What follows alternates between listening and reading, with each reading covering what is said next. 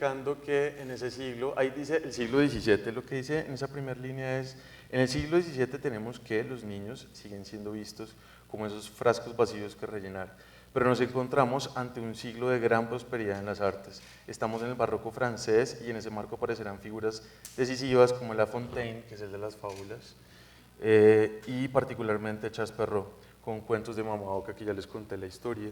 ¿Ustedes se acuerdan de esta estampa, que es un grabado? Era para mostrarles un poco el estado salvaje de los niños. Esta estampa está representando un juego de ellos que es olerse los pedos, ¿no? Se tiraban encima y andaban en bola, podían andar en bola, y jugaban a tirarse pedos y a olérselos. Entonces digamos que había una legitimidad para ser salvaje, estaba muy bien, era como de pronto de las pocas cosas cool de esa época siendo niño. Luego entramos al siglo XVIII, que es el siglo de la Ilustración, la era de las luces. Cae la monarquía en Francia, va a llegar Napoleón al poder y aparece este texto de Rousseau. Aparece la escuela, acá está en esta lámina del lado izquierdo, está en las institutrices y de este lado está la escuela, ¿no? También comienzan a estar estos castigos de eso, precisamente Rousseau tiene un ensayo bien chévere. Al final está la bibliografía, muchachos. Luego entrábamos al siglo XIX, que históricamente es llamado el siglo del oro, porque ya los niños dejan de ser esos frascos vacíos y se convierten en sujetos de estudio. Entonces ahí es cuando se comienzan a fijar en ellos, comienzan a pensar que sí pueden ser pequeños intelectuales, por ejemplo, capaces de conmoverse con la estética, con las artes, con las imágenes, que pueden aceptar historias complejas, y la literatura entonces comienza a dar un giro. En el primer momento con Charles Perrault hay una proclividad a la fantasía, pero va a ser una fantasía de todos modos moralizante. ¿Se acuerdan que les conté lo de la Bella Durmiente, que había sido violada un montón de veces antes de despertarse? Ahí está. Luego en el siglo XVIII, esto va a tener un formato, la fantasía desaparece, porque es que estamos en la Ilustración y es la época de las ciencias, entonces todo tiene que ser demostrable. Entonces la fantasía queda sepultada, ¿no? Y por eso estas señoras que son las institutrices son como las primeras en hacer literatura para niños, porque además son quienes están conscientes de las necesidades particulares de cada uno.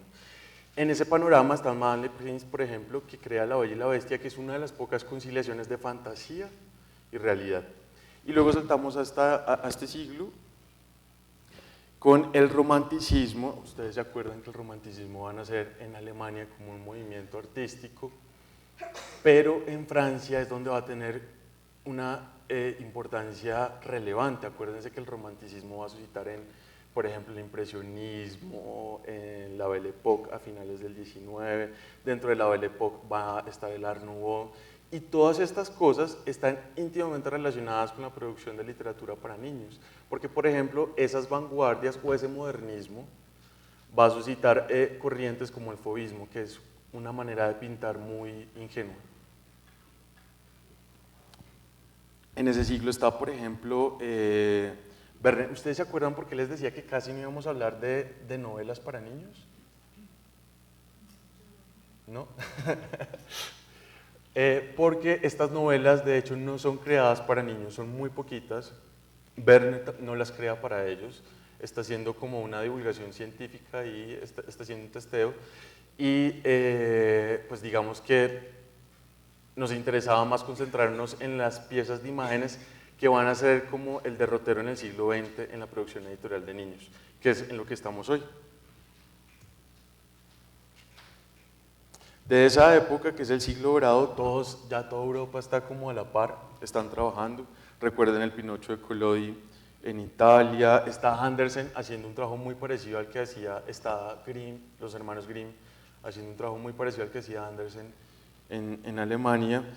Y este de la brujita, ¿quién es? Ah, los hermanos Grimm. Grimm, Andersen y Collodi, sí, sí, sí. En ese siglo hay un paréntesis y lo vamos a ver hasta el último cuarto del siglo XX. está esta figura que es una mujer que tenía un seudónimo que era George Sand. Ella era Amandine Dupin, que era como una aristócrata de Francia, y ella va a hacer en ese siglo dorado cuentos de la abuela. Esos cuentos de la abuela tienen una cierta filtración feminista, y ahora ustedes se fijan que el seudónimo de Amandine es el seudónimo de un hombre, pues era porque Amandine se disfrazaba en efecto de hombre para poder acceder a ciertos estamentos sociales que estaban prohibidos para las mujeres. Las francesas van a ser bien particulares con eso, porque antes va a estar Flora Tristán, no sé si han leído sobre ella, que también es como una de las figuras esenciales en la revolución femenina. Esta señora estaba casada con un tipo que le cascaba, que la volvía nada, y ella llegó donde la autoridad competente a decir como, miren, este man me está haciendo eso. Y ellos estaban con esta exacerbación, digamos, del buen obrar, ¿no? Porque se ha caído la monarquía, porque están en la era de la ilustración, de la ciencia, todo lo comprobable. Y le dicen, ah, sí, perfecto, ¿le estaba cascando? No, sí, ya lo vamos a ejecutar. Y Flora Tristán le dice, no, no, no, no, no, pero es que yo no estoy diciendo que lo ejecuten, yo me quiero divorciar de él. Entonces ahí comienza una puja, y Flora Tristán va a ser una de las primeras figuras femeninas en hablar del feminismo, de la liberación femenina, y estamos hablando del siglo XVIII. Luego va a aparecer George Sand, pero ella es como un paréntesis, al igual que Tristán, que con estos cuentos de la abuela pues siguen siendo cuentos tradicionales, pero tienen eso muy pro, que es fijarse en las mujeres desde un nuevo papel social, ¿no? Bueno, acá tenemos el Art Nouveau. El Art Nouveau va a aparecer dentro del marco de la Belle Époque, que va a ser finales del siglo XIX, comienzos del siglo XX, que ustedes saben, aquí ya se democratizan las artes, ¿no? Entonces, los artistas que pertenecen a este movimiento dicen como todas las personas tienen derecho a acceder a las artes, entonces por eso aparecen lámparas Nouveau, tapetes Nouveau, no solamente están las pinturas y las esculturas, sino que es una cosa que se populariza. En ese marco de las artes reproducibles aparecen figuras como Beardsley, que es un ilustrador inglés que también va a trabajar en literatura para niños, y también van a tener como sus homólogos franceses. Acá está una edición muy linda que acaba de reeditar Sol Rojo de Cuentos de Hadas de Andersen, ilustrados por este caballero, y que en la primera versión tuvo como unos poquitísimos ejemplares, como 35 ejemplares. Bueno, como les digo, lo que ocurre, aquí ya estamos en pleno siglo XX, ¿no? Comienzos del siglo XX. Dentro de este marco, en Francia y en Europa en general van a surgir el cómic, las novelas para jóvenes como género, digamos las novelas de suspenso, de ciencia ficción, y también van a aparecer los primeros álbumes, y otra vez las artes van a ser responsables de eso. Les quiero leer esto. Superado el prejuicio de que la literatura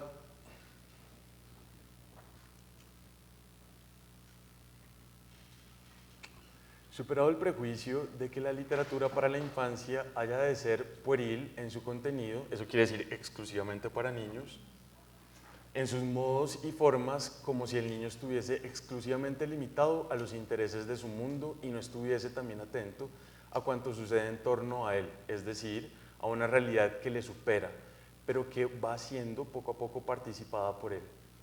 Porque la infancia no es una edad estática, sino tensión continua hacia lo más y hacia lo nuevo, una tensión hacia lo infinito, que sabemos esencial en el espíritu del hombre. Esto es de un ensayo de Petrini sobre crítica de literatura infantil, que yo me imagino que debe tener Luis Ángel Arango, pero ya está descatalogado. Eso que dice Petrini de mirar al niño como un sujeto que es capaz de conmoverse y que no está metido, digámoslo, exclusivamente en el mundo del juego, hace que en las artes, particularmente en Francia y en Alemania, que están muy cercanos a la mortalidad además, quieran hablarle de otros temas a los niños, ¿no? Ustedes saben que ellos sí, históricamente fueron muy belicosos, pero pues en la primera mitad del siglo XX sí era un garra. O O sea, esta gente estaba en pleno matazón. Y esa primera mitad del siglo XX, pues digamos que por desventura va a reducir irónicamente la producción de las artes editoriales, ¿no? O sea, aquí ya estamos como con unas técnicas de impresión, por ejemplo, muy avanzadas respecto, por ejemplo, a las que habían en el siglo XIX o XVIII, perdón, que es cuando aparece la imprenta.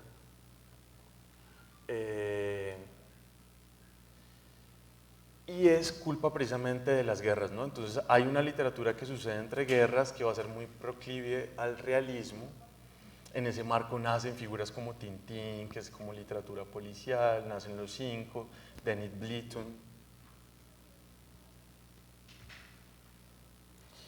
Y este tipo de literatura va a permitir que aparezcan este tipo de piezas contemporáneas. Por ejemplo, este es un libro de dos autores clásicos en Francia, pero clásicos de la segunda mitad del siglo XX, de hecho del último cuarto del siglo XX. Pero si no hubiera ocurrido todo este revolcón que ocurrió en la primera mitad del siglo XX, no hubiéramos podido ver algo como esto.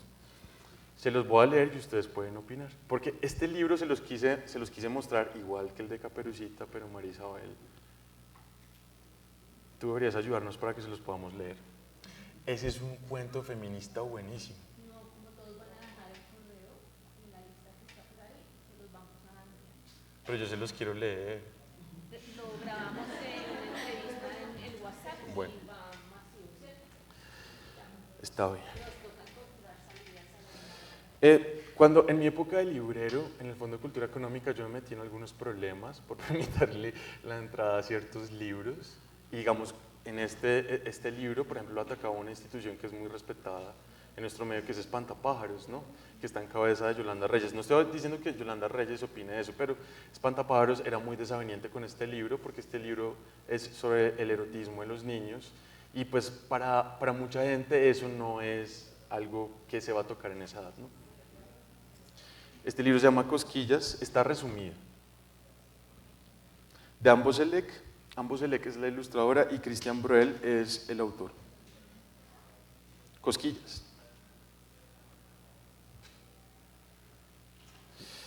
La figura del animal. Acuérdense que los alemanes, como los franceses como los alemanes, también son muy simbólicos. Y si no se valen del gesto, si ustedes no ven que, por ejemplo, la pintura es una cosa rara, pero ven, digamos, lo figurativo, las imágenes puestas tal cual son, ahí en esa composición hay algo oculto. No es que ustedes estén viendo una escena ordinaria. Entonces, los animales, el animal acá va a tener una figura simbólica. Y vemos que hay un niño que se está durmiendo ya con su gato.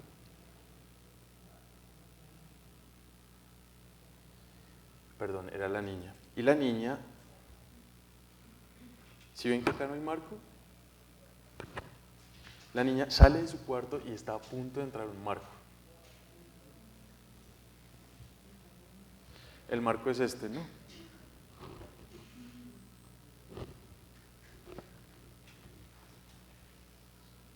Pero el primero en entrar, de hecho, es el animal, el gato. Y ella se le asoma a la cara de un compañero, a la cama de un compañero. Ahora, este es un álbum silente. Los álbumes silentes son libros que no tienen texto y que permiten hacer lo que yo estoy haciendo ahorita, poner el texto con la entonación además que uno quiera. Bueno, eso también lo permiten los otros textos, pero este tiene más libertad.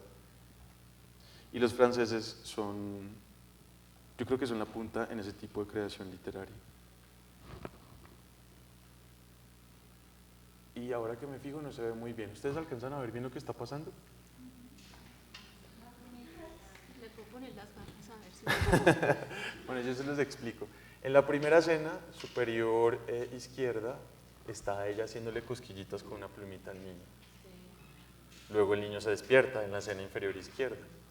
Luego tenemos una página completa y este niño le da la espalda a la niña como, ¡ay, ya no moleste más! Pero la niña es muy insistente, se le mete a la cama y comienza a hacerle cosquillas. La transición entre, esto es una viñeta, esto es otra viñeta, la transición entre viñetas, fíjense que es el gato.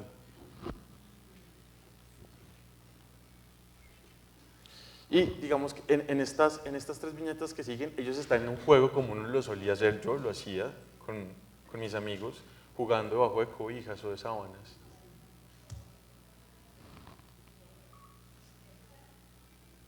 Ya acá yo tampoco alcanzo a ver. Ah, él ya se las está cobrando. Él es el que está encima de ella, haciéndole cosquillas en los pies. Luego la coge y la aprieta y vemos que el gato siempre está observando toda la escena desde arriba, desde abajo, metido como en transición de viñetas.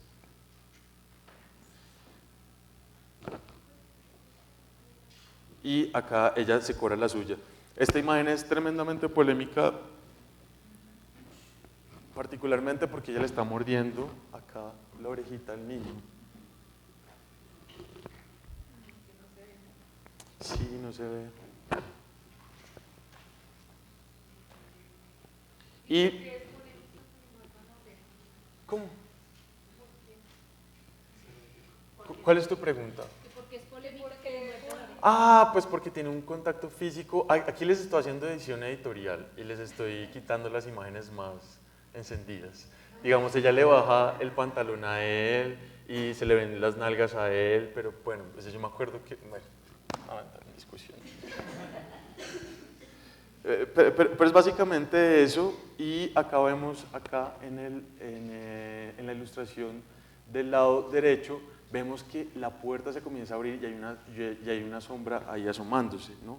Entonces los niños se percatan de eso y rapidito se meten en la camita y se hacen los dormidos. El marco es una cosa súper importante porque está hablando de la reglamentación social, de lo que sí puede ser y de lo que no puede ser. Y el animal está además tocando este tema de lo que es esencial en nosotros, ¿no? Nosotros seguimos haciendo parte del universo animal. Otra cosa es que seamos animales inteligentes, ¿no?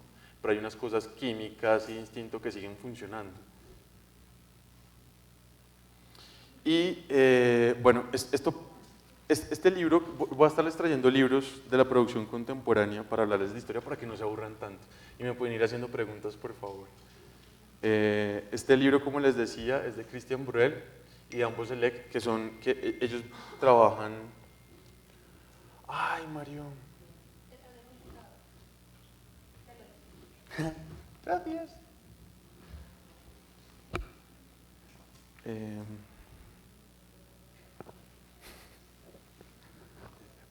Perdón, muchachos.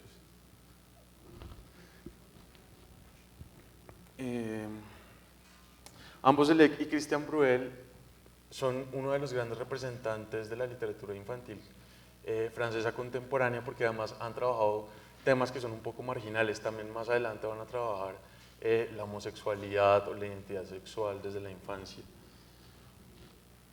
En efecto, este cambio de actitud hacia los niños y jóvenes ya en la primera mitad del siglo XX inevitablemente redunda en una producción literaria más atractiva y entretenida, con vocación de agradar e incluso de hacer reír.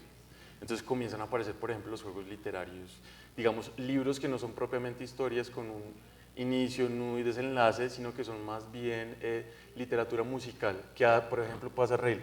Digan ustedes lo que hace un poco María del Sol Peralta, no con la musicalización en vivo, pero sí es un poco, esto de Duerme Negrito, por ejemplo, es un libro musical, es un juego literario. Acá tenemos un grabado de Otto Dix sobre la Primera Guerra Mundial, hablándoles de esa merma que hubo en la producción editorial. O sea, si se baja lo general, que está dirigido para grandes, imagínense los niños, o sea, los niños casi casito vuelven a ser frascos vacíos. Acá hay una fotografía de unos niños alemanes jugando frente a un campo de concentración. ¿Y se acuerdan del Magasin des Enfants que había aparecido en el siglo XVIII? Ese magazine va a desaparecer entre la Primera Guerra Mundial y la Segunda, como en 1920 y tanto.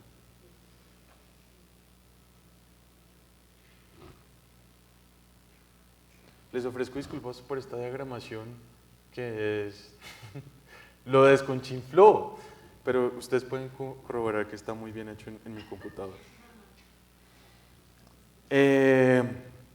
Bueno, de todos modos van a haber unas figuras esenciales en esa primera mitad del siglo XX, como Bécassy, que es de Brassers, y además van a comenzar a sentarse unas formas estilísticas de representar cuentos para niños, ¿no?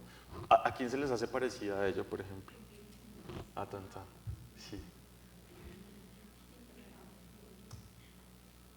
Y acá está nuestro querido caballero, que es belga, pero pues ustedes saben que los belgas hablan francés, así que eso es un puente directo a la producción de literatura francesa.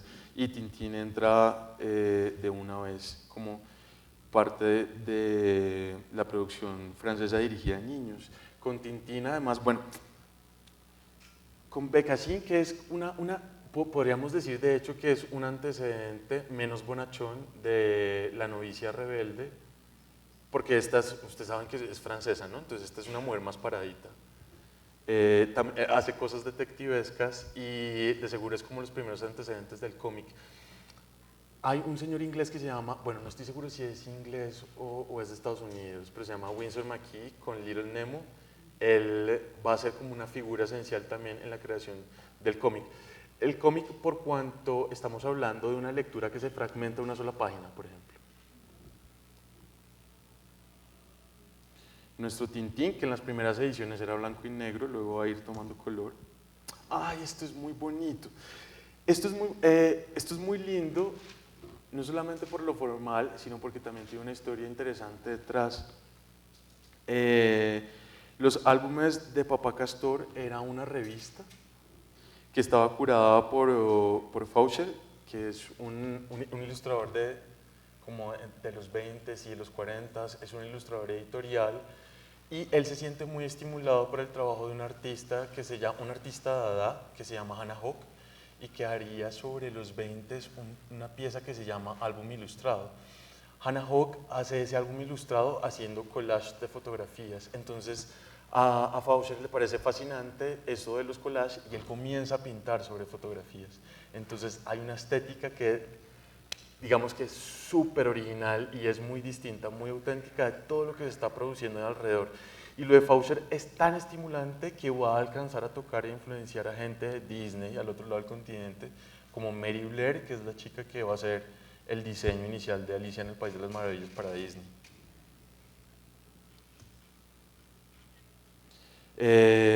Sí, pero que no lo he leído, pero también es un chico, estaba leyendo que él tiene un amigo que es azulito, acá se ve, y son detectives. Y en esa literatura entre guerras, que es muy breve, va a asomar algo que es esencial. Lo esencial es invisible a los ojos. Ustedes saben de qué es eso, ¿verdad? Del Principito. ¿Y esta qué es? ¿Qué personaje es? Ay, la flor. En 1943, esta es la edición original de Le Petit Prince.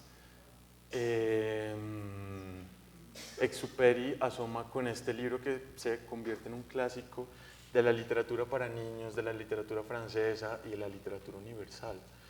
Y además es una pieza esencial porque es el primer libro al que pueden acceder los niños que va a tocar temas filosóficos, ¿no?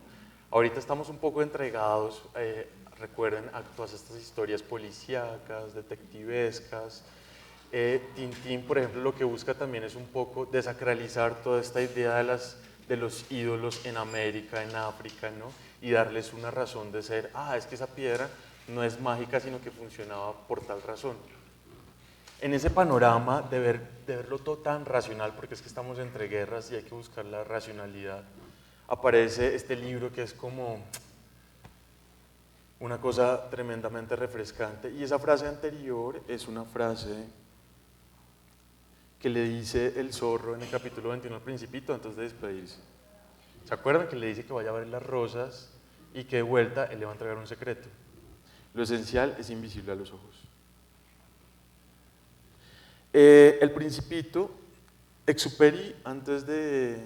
Ya no me acuerdo cómo fue que se murió, pero estoy seguro que fue sobre esa fecha, ¿no? Desapareció volando, nunca lo han encontrado. Voladísimo. El Principito es una pieza esencial, como les decía, porque tiene una proclividad filosófica. Y porque además va a comenzar a trabajar temas recurrentes desde las figuras literarias que ustedes van a ir encontrando en el resto de producción de literatura francesa. Entonces les traigo un ejemplo contemporáneo. Acá está. Por ahí está el aprendizaje amoroso, sí. No se lo van a llevar, muchachos. No, este es el jardín de Bobay, que es de Mandana Sadat. Ahorita se los voy a enseñar. Bueno, este sí se los voy a leer. Voy a tomar un poquito de agua. ¿Tienen preguntas, muchachos? ¿Nadie tiene preguntas o aportes? Bueno, digamos como que de esta literatura que surge siglo XX y que obviamente todo es un proceso, ¿qué podríamos decir como de ese legado que toman en el siglo XXI, estos últimos años del siglo XX? Yo creo que justo ahorita, María Isabel, nos estamos concentrando en ver, por ejemplo, las corrientes artísticas. En esta primera mitad del siglo XX, los autores de literatura para niños voltean a ver hacia las vanguardias y hacia lo que están haciendo los artistas de las vanguardias para plasmarlo también en la literatura de niños. Y en este momento, como en ninguna otra época de la historia, además, se ha revalidado la categoría del ilustrador y ahora el ilustrador también tiene la posibilidad de ser un artista, ¿no? Porque ustedes saben que hay una pelea que es dura y es que los ilustradores son artistas gráficos y eso pareciera como si fuera una cosa menor porque son de las artes reproducibles. Entonces, como no hacen piezas únicas, es decir, que no están colgadas en el museo o en la casa de alguien prestante, pues entonces no tienen esta categoría como de distinción, pero igual son piezas estéticas que pueden hacer reflexionar. Es decir, un Van Gogh reproducido en 1500 piezas, puede ser. ¿Ves? De seguro que Van Gogh, si hubiera tenido el chance, también hubiera hecho un libro para niños. Entonces ahora, como nunca antes, los artistas están volcando a ver a la producción artística plástica contemporánea y yo creo que eso también, no lo digo con seguridad, pero creo que eso también pasó en el primer cuarto del siglo XX, porque uno ve que hay artistas que se están... Hay gente como Jacques Prévert, como Hannah Höch, que es la que hace álbum ilustrado, que ella es una artista, Leonora Carrington, hacía libros para llevar a dormir a sus niños con cuentos fantásticos ilustrados. Y además están impregnados de esta honestidad que comienza a suscitarse en esta primera parte del siglo XX, ¿no? Por ejemplo, Leonora Carrington, ella sabe de la fascinación que sienten los niños por los monstruos y el miedo y es descarnada con sus cuentos. Entonces, digamos, está el de Juan sin cabeza, que es un niño que tiene las orejas tan grandes que al comenzar a volar, a moverlas, la cabeza le sale volando y se le desprende el cuerpo. Entonces, eso es como una cosa que de seguro escandalizaba a muchos en la época, pero Leonora no va a publicar ese libro que se llama La leche del sueño hasta hace como 4 años que salió gracias a Alejandro Jodorowsky. Eso para decir como la contribución que podamos tomar de esa época, de lo que se estaba haciendo esa época. Lo que sí es cierto es que esa época cada vez toma menos contribución de lo que ha ocurrido en los siglos anteriores, porque es una época en la que la literatura suele dejar de ser pedagógica, por ejemplo, ¿no? O moralizante.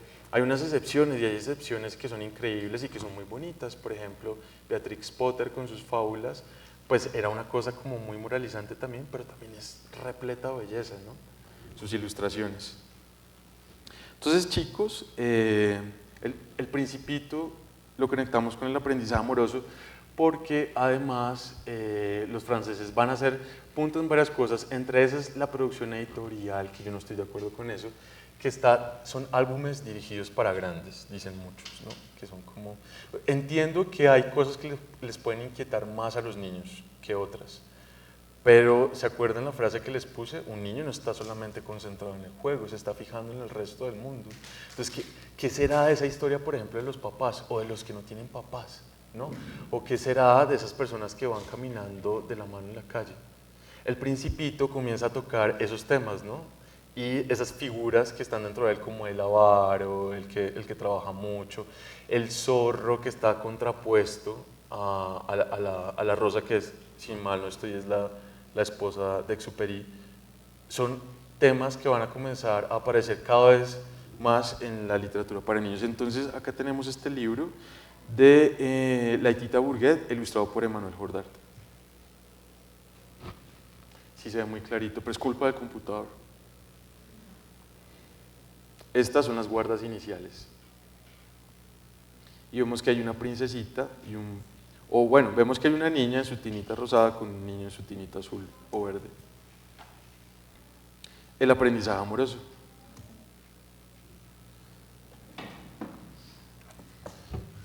En un país lejano, una hermosa y encantadora princesa que esperaba a su príncipe azul y un valiente príncipe que buscaba a la princesa de sus sueños. Después de superar las pruebas más insuperables, el príncipe y la princesa por fin se encontraron. Desde la primera mirada supieron que eran el uno para el otro y que nunca nada podría separarlos. Fueron muy felices y tuvieron muchos hijos. Ay, perdón. ¿Y? Entonces, esta historia arranca donde los demás cuentos terminan.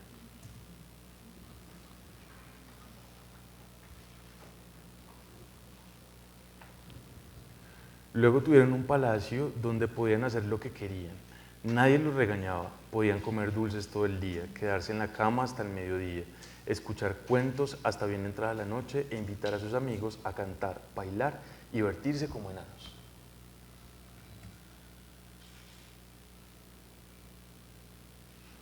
Y descubrieron muchas cosas juntos.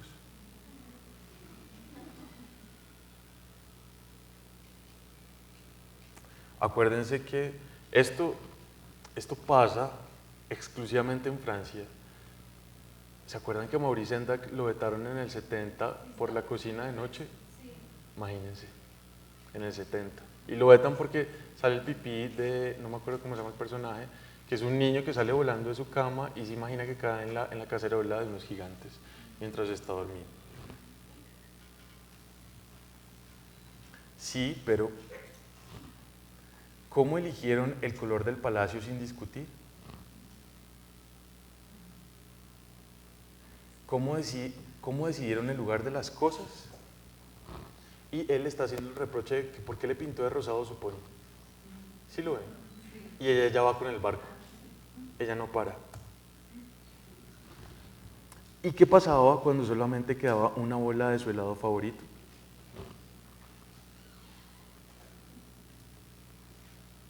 ¿O cuando no se ponían de acuerdo con el nombre que pondrían a sus hijos? Acá no se alcanza a ver, pero ellos tenían nombre. Ah, no, están abajo los nombres. Lili, Tommy, hay una cantidad de nombres ahí abajo. ¿Cómo podía el príncipe seguir siendo azul si roncaba en la noche? Y la princesa, ¿cómo podía seguir siendo hermosa si le salían horribles granos en la cara? Yo soy como la princesa. O cuando una urgencia orillaba al príncipe a desahogarse en un árbol. Y cuando el vientre de la princesa, grande y redondo, le impedía usar sus vestidos de cintura de avispa. O cuando los zapatos del príncipe olían a queso.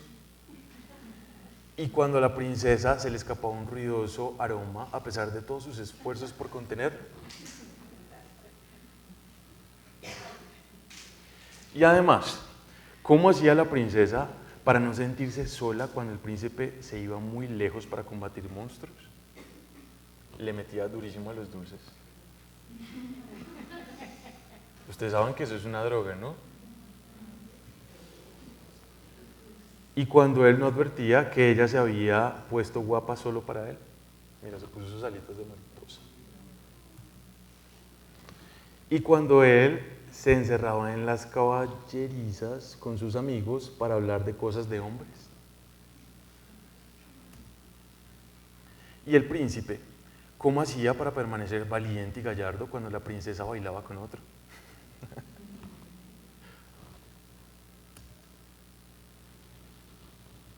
O cuando ella no prestaba atención a sus hazañas. Y acá trae un pie que es mitológico para mostrárselo y ella estaba entretenida con la Cosmopolitan de la época.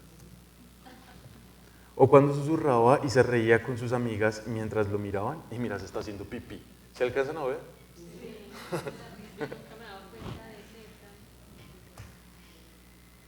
¿Cómo pudieron seguir amándose a pesar de todo? ¿Será porque crecieron? Si ustedes se dan cuenta, la ilustración está cargada de simbolismo, pero estos niños han ido creciendo en el paso de toda la ilustración. Arrancamos con las guardas iniciales cuando son unos niños y en las finales ya son unos adultos. Y va hablando del desarrollo. Por eso mencionan, por ejemplo, los granos y la pubertad. O el embarazo, cuando a la princesa se le crece el vientre. ¿Qué hay con el color en este libro? Como de, ¿por qué este color? Bueno, Emmanuel Jordar, que es ay, yo no sé si es él o ella, perdón. ¿Es ella? Ay, es que están estos ñoños acá. Están Alejandra y su chico que son buenísimos en ilustración. No sé, Emmanuel Jordar trabaja, que es ella, trabaja siempre como con un estilo muy parecido, está muy cercano al magenta y a los rosados, digamos, Los viajes de la hada Lilú. Es un libro igualito a este, y Fueron felices para siempre, es un libro igualito a este. Entonces como una paleta de colores y una solución formal muy parecida. Es muy planimétrica, ¿no? No hay volumen dentro de la ilustración de Manuel. Pero sí, no sé si puede ser, no sé si lo que tú quieres tocar es como, ¿es algo romántico? Puede ser, porque de hecho sus libros son muy inclinados a lo romántico. En Vivieron felices para siempre, creo que se llama así, está editado por Océano. Es como esta historia, pero contemporáneos, ¿no? Entonces, son como rockeros y toda la cosa. Bueno, por ejemplo, acá, estas son las guardas finales, que son como las paredes posteriores del libro. Acá ya se ha acabado la historia y ella le está entregando el sol a él y él está entregando la luna a ella. Por ejemplo, esos son dos elementos, masculino y femenino, y están intercalados en papeles, ¿no? Están hablando de conciliación, el hecho de que ella sea la portadora del sol cuando debería ser de la luna y el hecho de que él sea el portador de la luna cuando debería ser el del sol, está hablando de una conciliación y ambos se los están entregando, ¿no? Finalmente lo que va a resolver el conflicto, yo no sé si se los decía la vez pasada, las guardas para los mejores ilustradores son unas cosas maravillosas y en estas guardas se cierra esa idea de la resolución del conflicto a través del amor. Bueno, no sé, lo demás, ustedes saben que en esto yo estudié artes y aprendí mucho que en artes hay cosas que son muy ciertas, pero hay una cosa que es de los artistas que es como de hiperlectura, ¿no? O sea, ven cosas donde no las hay o vemos cosas donde no las hay y yo soy un poco así, entonces a veces juego como de seguro con herramientas que conozco, tal vez, por ejemplo, si fuera un profesional no sé, en bagaje de imágenes de Mesopotamia, lo relacionaría con eso, ¿no? Pero de seguro soy un chico más, ya soy un señor, occidental, y entonces como que lo suscribo todo a... ¿Lo encontraste? Genial. Vamos a leerlo, ¿sí? Esto lo escribió Maurice Sendak. Maurice Sendak es el autor de Donde vienen los monstruos.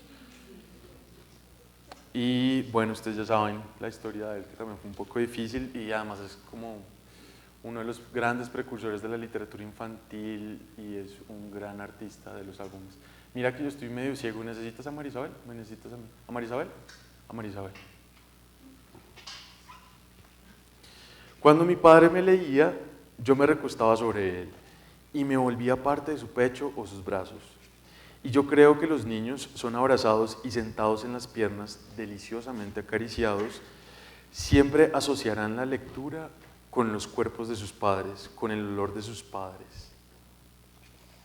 Y eso siempre traerá al lector, porque ese perfume, esa conexión sensorial dura para toda la vida.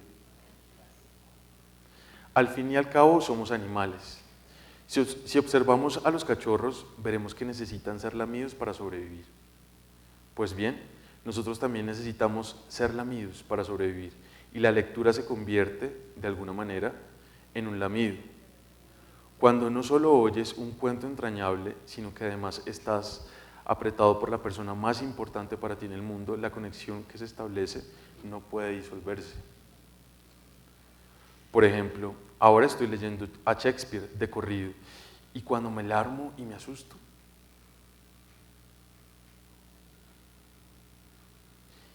y me detengo y vuelvo a comenzar, hay una especie de conexión visceral.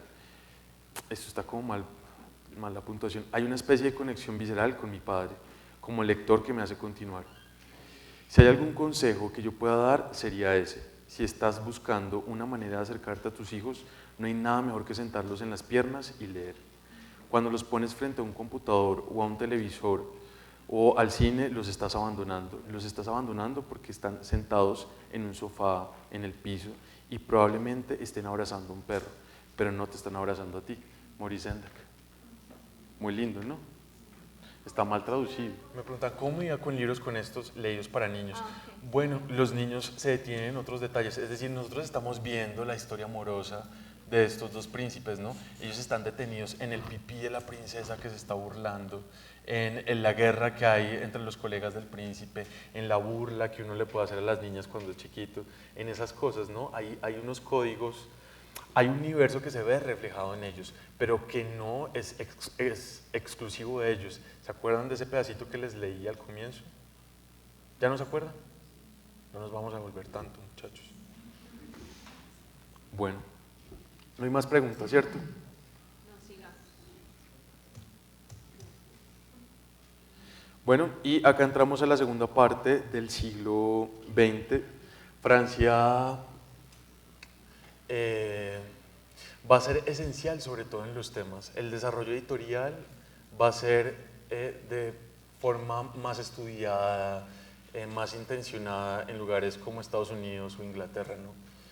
Pero, es decir, comienzan a mirar, por ejemplo, Shel Silverstein comienza a fijarse, que de hecho es jazzista, rockero, no se dedica a los libros para niños, pero tiene como una sensibilidad increíble para ellos. Comienza a fijarse en el peso de las páginas y en el paso, en la relación de los dedos con las páginas.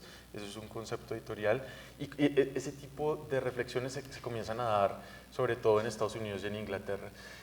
Y Francia yo pienso que va a contribuir más con esos temas que son beligerantes, que son del margen. En ese marco, ya en la segunda, este libro creo que es de 1976, la historia de Julia, la niña que tenía sombre de niño, es la ¿cómo? No, es un Babel y está originalmente editado por Gallimard en francés. Aprovecho que tú dijiste eso. Ah, me estás preguntando. No. Bueno, me desconcentré. Aprovechando que tú dijiste eso, la próxima. Ay, sí, yo soy muy desvirolado, perdón. Me distraigo así como con el pajarito que pasa volando. Es horrible, lo sufrí mucho de niño. Y la literatura me salvó.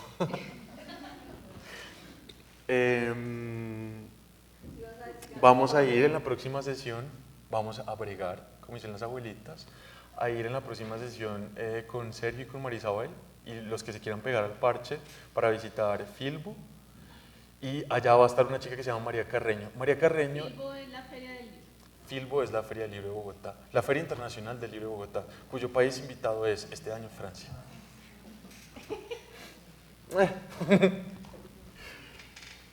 Vamos a ir allá con María, que es la asistente editorial de Babel. Es una chica brillante, como ustedes, es una culicagada, pero ella fue la encargada de hacer la selección de libros de libros álbum de literatura infantil allá en París, y pues ella nos va a estar acompañando. ¿Eso es Entonces, cuándo?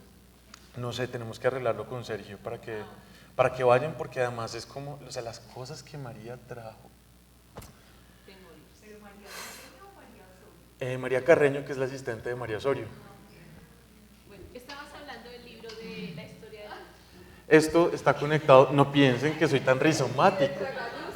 Es que este libro es un Babel, ¿no? Este libro es un Babel. Babel Sí, es una reimpresión porque ese libro ya había aparecido ya publicado en otra... por Babel. No, pero antes en el mundo entero, en otra parte del universo. Ah, bueno, pues no tengo ese banco de memoria tuyo. Yo estuve mirando ayer, bueno, no sé. Es que antes hubo una versión de Babel en tapa rústica que es de color naranjado y es de formato cuadrado. No sé si de pronto se hace el que dice Marisabel o hay uno que es todavía anterior a ese. Pero está conectado, esta editorial además está conectada con Francia, Babel Libros, porque es una editorial bellísima, pero además es una editorial excepcional dentro de nuestro panorama de producción. Ustedes saben que este año se ganaron el BOP, que es el premio del Bologna Ragazzi a Mejor Editorial Independiente Latinoamericana y se ganaron estoy todo, el New Horizon con La Mujer de la Guarda, que es, si no lo han visto, véanlo muchachos, no han visto nada parecido a La Mujer de la Guarda. A veces los libros cambian mucho en las traducciones, ¿no? Es impresionante. Digamos, ellos acaban de hacer también un libro de Susili que era de textos corticos del coreano y ahora se volvió, ya no es un álbum, allá en Corea era un álbum y ahora es como un libro ilustrado de un texto larguísimo. Y son ellos, los de Babel. Entonces acá tenemos la historia de Julia, la niña que tenía sombra de niño. Obviamente suscitó polémica porque era una niña que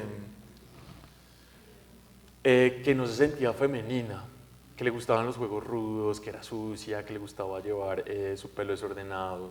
Entonces, claro, se ve enfrentada al estereotipo de lo que debe ser una niña. Y Julia comienza entonces de pronto a lucurar que posiblemente la culpable o la responsable de su desventura es su sombra, ¿no? Ahí hay una metáfora, por ejemplo, que es muy importante. Al final del libro, Julia se encuentra con un niño que está en la misma circunstancia desde su ser niño, ¿no? Y ser juzgado, por ejemplo, por ser muy femenino. Y ahí encuentra como un consuelo, entonces está hablando como de hacer puentes entre otros. Es un libro súper bonito. Y esta edición, a mí no me gustaba la edición viejita. Yo creo que María Carreño ha hecho una gran labor siendo la asistente de María.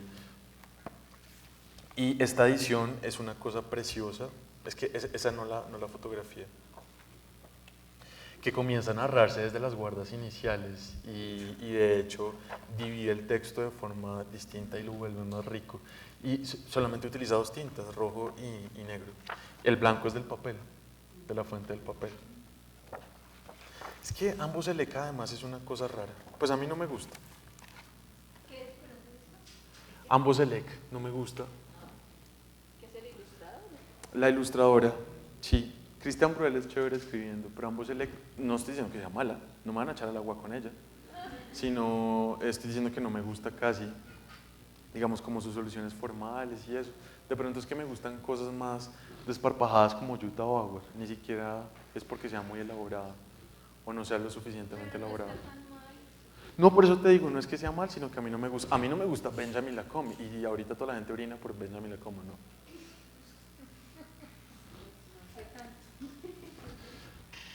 Bueno, tenemos a Julia. Gabrielle Vincent es una chica que le va a hacer una súper contribución a la literatura infantil porque va a hacer una serie antes que Ibar Dacola acá en Colombia, va a hacer una serie de libros ilustrados silentes. Entre esos está un libro que ya se descatalogó que se llama Un día un perro, que estaba con una editorial que se llamaba Cendrera. Y es un libro de bocetos que narra la aventura de un perro callejero precioso, precioso. Esta colección de Ernesto y Celestina es particularmente reconocida en Francia y hace un poco, como que recuerda un poco estos clásicos de la primera mitad del siglo XX, como El viento en los sauces, El bosque de los mil acres, que es donde sale el personaje de Winnie the Pooh.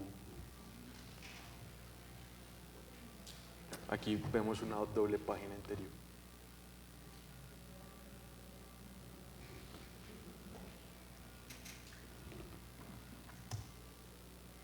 Estos datos que ya les estoy dando, se los voy a dar con datos así claves como para que se fijen en los autores que quieran ver en el pabellón de Francia. Tommy Ungerer es un señor súper controversial. Va a ser como el Maurice Sendak de Francia, pero todavía más ácido. Y va a comenzar a hablar, por ejemplo, de la capacidad, por ejemplo, de crueldad en los niños, ¿no? Va a meter los temas adversos, no sé, hace una cantidad de cosas. De hecho, tiene una historia particular. Antes de comenzar a trabajar para niños, él se vuelve conocido en Francia porque hace un libro, álbum extenso que se llama El Fornicón, que es como un Kama Sutra ilustrado en cosas así. Para ¿no? niños. No para niños, pero eso digamos que va a suscribir a Tom Ungerer en el imaginario de producción editorial francesa y él comienza a trabajar para niños y siempre logra como esa concesión de, me imagino yo dejaré de hacer lo que se le venga en gana porque de verdad hace historias que son desde el margen.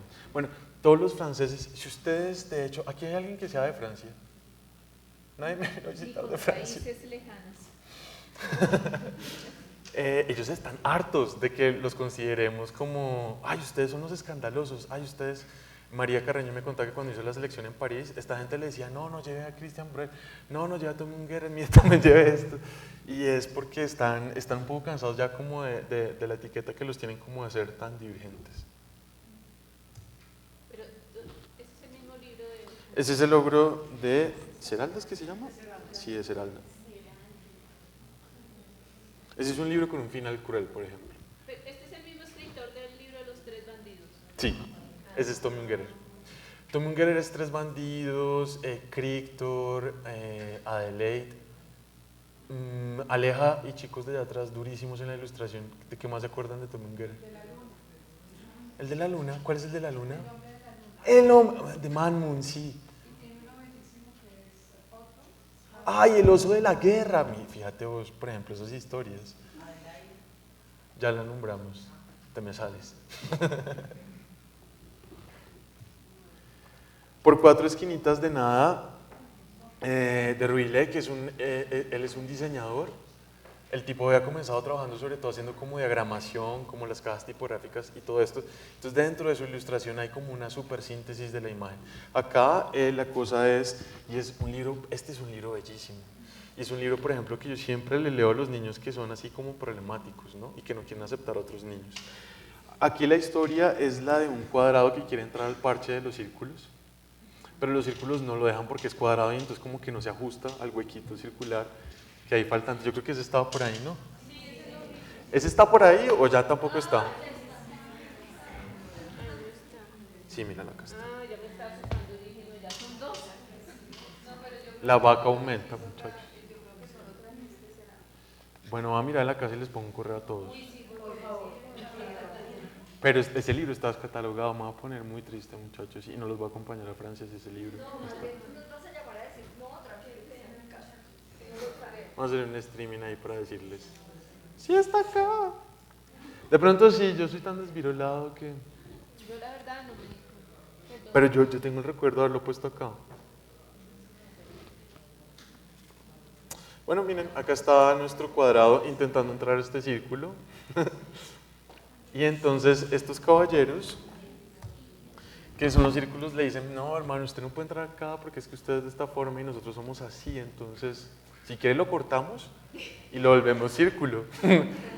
¿No? Entonces hay un problema súper interesante y la solución también es muy bella y es desde la reflexión. Yo creo que Ruillet siempre va a hacer eso, también hace un libro que se llama Martes y hace eso, concilia las cosas desde la reflexión. Y de pronto es porque imagínense ustedes alguien que tiene que andar pensando en su trabajo, si el texto se ve mejor acá, aumentado. Yo creo que el tipo es supremamente observador, ¿no? Y eso hace que tenga esa cierta finura para la narración. A la final, no se los voy a contar para que lo lean. De verdad, sí se lo tienen que leer porque es muy lindo. Ella es mi favorita de las favoritas. Y, de hecho, Mandana Sadat es de familia iraní, pero no sé si creció o nació en Francia, pero es ya considerada una artista francesa.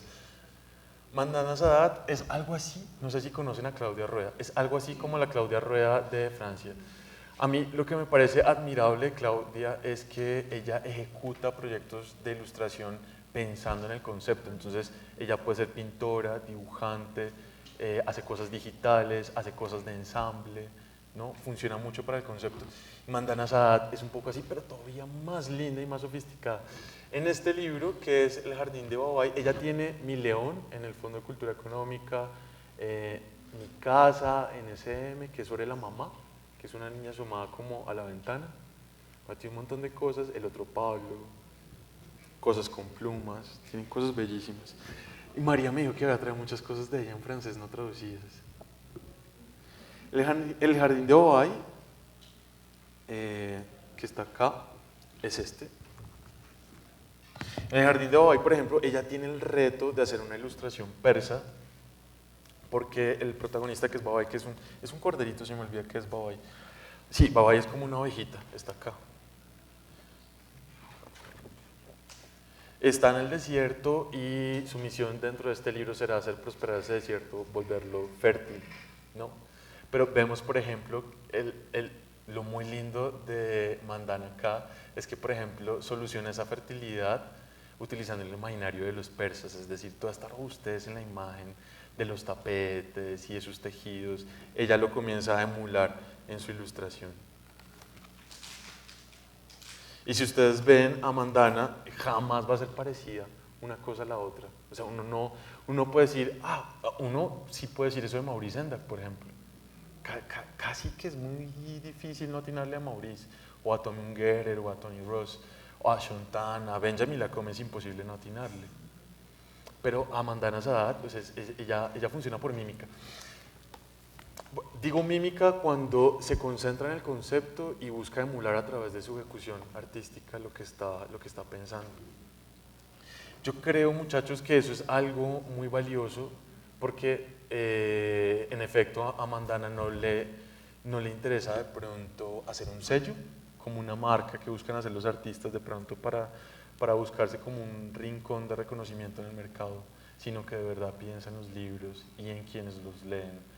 Entonces, bueno, y todas sus historias son muy sensibles. De hecho, trabaja a veces con un latinoamericano que se llama Jorge Luján, que es un poeta, y eso ya dice mucho de Mandana, ¿no? O sea, en los 5 años de carrera en el Fondo de Cultura Económica, Jorge Luján se vendía casi cero, pero aún así Mandana sigue trabajando con él. Es muy lindo. Estos dos caballeros, sobre todo Michel Escoffier, que es quien hace los textos, y Di Giacomo, que es de origen italiano, están ahorita en una súper boga con los libros de niños. Creo que se han valido además del uso del humor ácido para exponer problemas, por ejemplo, como el respeto hacia otros, que es este libro acá. La historia es la de un... No está... Acá está el libro. Sí está. Mentiras, muchachos. Sí, este es un camaleón. Este caballero, un día que está comiendo, le dan muchas ganas de hacer popó. Entonces se trepa a un árbol, y ustedes los de atrás se lo perdieron por estar allá desparchados. No se van a acercar ni así. Pero entonces cuando hace lo que tienen que hacer, no encuentra papel higiénico. Y este tipo se va bajando por el árbol y encuentra un calzón colgado, un calzón rojo que es el de la portada. Y de una, él no pregunta como esto es de alguien, no, él de una. Pues muchachos, resulta que ese calzón sí es de alguien y descubrió al camaleón haciendo las suyas, entonces le hace una mala pasada haciéndose pasar por su conciencia. Ese tipo de humor está muy presente en los libros de Escoffier y sí creo que es un autor, y además es un autor joven que tiene como mucha sensibilidad a lo gracioso en la producción de literatura para niños. Tiene uno muy lindo que se llama Todos los monstruos le tienen miedo a la oscuridad. Y ahí, por ejemplo, vuelve a los niños monstruos. De Escoffier, sí. Sí, Escoffier está... Tarta de hadas. Tarta de hadas es esa labor durísima de muchos papás de hacerle comer a los niños cosas saludables, pero que a los niños les parecen feas. Entonces, en la tarta de hadas los protagonistas son sapos. Pero el papá sapo le dice a su hijo sapo que no son sapos sino dragones de Komodo y que los dragones tienen que comer hadas. Entonces le pasa una bandeja de babosas y le dice, mire, cómasela. Y el niño le dice algo así como, pero papá, esos son babosas. Y él dice, no, esos son hadas. Entonces comienza ahí la riña para intentar convencer al niño. Al final las hadas hasta son carnívoras y se terminan comiendo al papá. Bueno, son franceses. Transgresores. Ese no lo conocía. Todo lo de Escoffier, yo de lo traducido, todo lo que me leo de Escoffier me ha hecho totear de la risa. Hasta uno donde hay una niña y un niño que se desnudan, que es como una cosa editorial donde vos los vas vistiendo. Que eso es la metaficción, digamos, cuando en eso los franceses también van a estar muy pilos.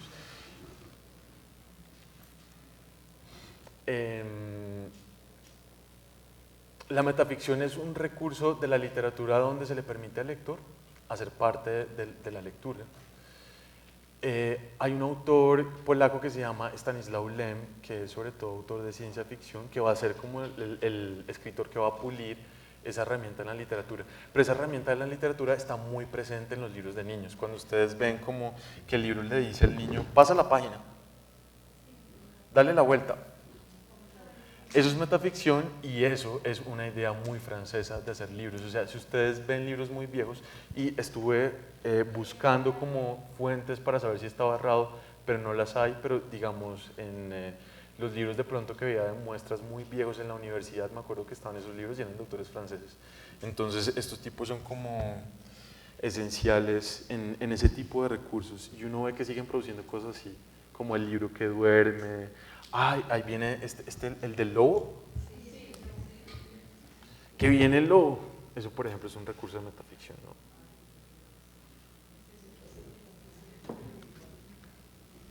Estamos hablando de una metaficción elemental, obviamente la de Lem es una cosa elaboradísima. Y este señor, no sé por qué no metí la portada, pero este señor no lo traje. ¡Ah, sí!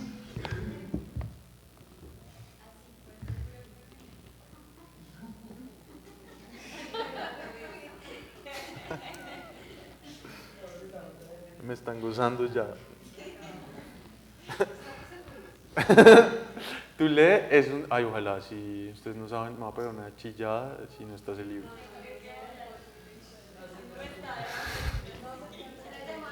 Está en el baño. Está en el Uber porque le venía leyendo al señor del Uber. Hervé Tulé es como una de las puntas de esa creación metaficcionada. El tipo es diseñador, hacía piezas gráficas, pero nacieron sus niños y comenzó a hacer cosas piloto para ellos. Y son cosas muy desde el arte además. Entonces, por ejemplo, acá sin título, cuando los niños abren, o cuando el lector abre el libro, se dan cuenta que hay unos personajes como ahí a medio esbozar. Él no es muy buen dibujante, y yo creo que eso no es intencional, pero es muy chévere. Este se llama Sin título y hay uno de los puntos que se llama Un libro. Ah, Hervé Tulé. Es que no sé por qué no metí la portada. Ofrezco disculpas. Y bueno, acá en este libro los lectores van a ir construyendo la historia a medida que van leyendo el libro con estos personajes. Los personajes se dirigen a ellos, es muy bonito. Bueno, Hervé se escribe H-E-R-V-E y aparte Tullet con doble L. Bueno, Benjamin Lacombe, que va a venir. A mí, yo voy a confesar que cuando recién conocí a Benjamin me pareció precioso porque además se parece a un artista que se llama Mark Raden. De hecho, es como una corriente también en las artes. Y Francia ha estado, yo siento que están naciendo además nuevos autores desde Francia también, como con este nuevo realismo.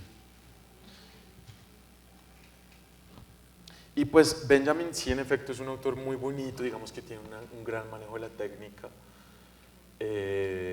hace estas imágenes simbólicas que yo creo que son muy personales, yo a veces no las descifro, me parece que no hay como una cosa como, no hay como un, ¿cómo decirlo? ¿Como un estilo claro? Sí, no es como una cosa, es que uno no puede decir que el simbolismo tenga que ser evidente, pero sí no es como, uno sabe que el rojo puede ser amor, por ejemplo, ¿no? Entonces este tipo para hablar del amor no va a utilizar el rojo, así quiere hacer un simbolismo, algo así es, perdón si no me hago entender, y no estaba mirando cómo les va en la traducción.